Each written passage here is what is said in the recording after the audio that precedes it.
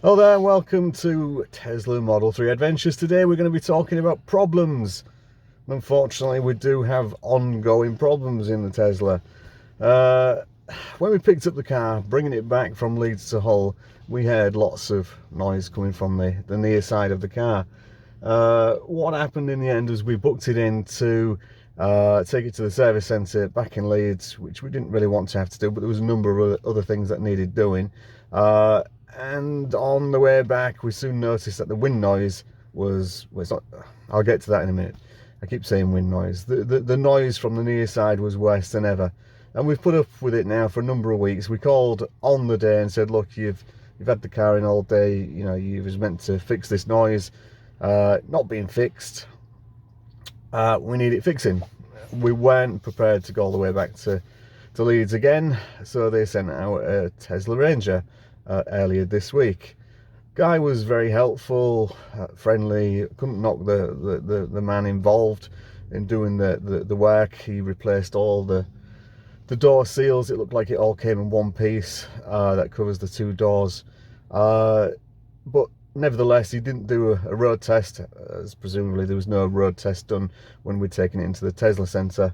So once again we're in the same situation whereby we still have noise, and to be honest with you, it's pretty bad. And from my side of the vehicle, absolutely zero noise, nothing at all, but from the near side it is pretty bad.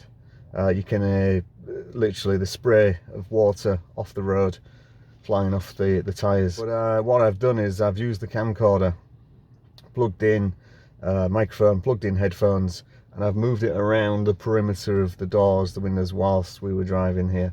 And it appears it is coming out of the top left corner of the passenger window. There's evidently a gap there, and I don't care what anybody says, this is not normal. So what we've done is we have contacted Tesla once more. It is due to go in on the 30th of January back to Leeds again. A whole performance involved in that, which I'd prefer not to do, but we need to get this fixed. If we can't get it fixed, as I've said to Tesla, that they will be taking the car back, because we will reject it, because this is not satisfactory. It's not, we can't live with this. Just to talk about taking the car to Tesla, they are loaning us a vehicle for a number of days whilst they keep it. That loan vehicle, the excess on that is £2,500, which is utter madness.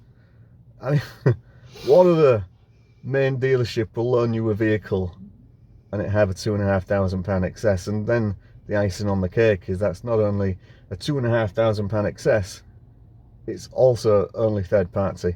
So potentially we could have a 40 or 50, 80,000 pound car that we're bringing back to Hull with, like I say, third party insurance, which is just crazy. Nevertheless, other problems that we have, we went past the Gritter a couple of weeks back. I've been driving for over 30 years, multitude of different vehicles, manufacturers, and I've never had this happen. But basically the Gritter went past and it took chunks of paint off of the bonnet. So we've complained about that to Tesla. They've taken the photos to an internal department, and we were told it was going to take a number of weeks before we would get an answer on this. But following my recent letter, we've had a phone call, and they said that they're going to look at the paint, try to address it and fix it. Yeah, right now, a month or so into ownership, 900 and something miles on the clock or on the screen, we are dissatisfied, disappointed, and a little bit fed up, being frank. So this is the last opportunity on the 30th for the car to go in to get this wind noise. Again, I say wind noise, it isn't wind noise. I mean, you would expect wind at speed. Any vehicle, you're going to get wind whipping around your wing mirrors and so on. This is literally just noise coming in from outside, so you can hear every small, even at 10 miles an hour, you can hear the tyres on the road at that side of the vehicle. So, like I said, this is the last opportunity for them to try to address it, to try to fix it. If they fix it, we will be happy, we will keep the car. Otherwise, we're not going to stick with a car that's cost £41,000 plus change and put up with it. That is not going to happen. Anyway, this ends this moan, this mini rant, but it needs fixing, and there's no two ways about it. It's got to be addressed. At the risk of going on further, how many other vehicles have I owned previously whereby you can hear every noise coming from any direction? And the answer is none. I've driven some right bangers in my time, and I have yet to come across a car that sounds like the door is open whilst driving at slow speeds. Anyway, I'll end it there. Hopefully we can come back with some more positive news in a couple of weeks, as and when the Tesla Service Centre have looked at the car, but time will tell where we go.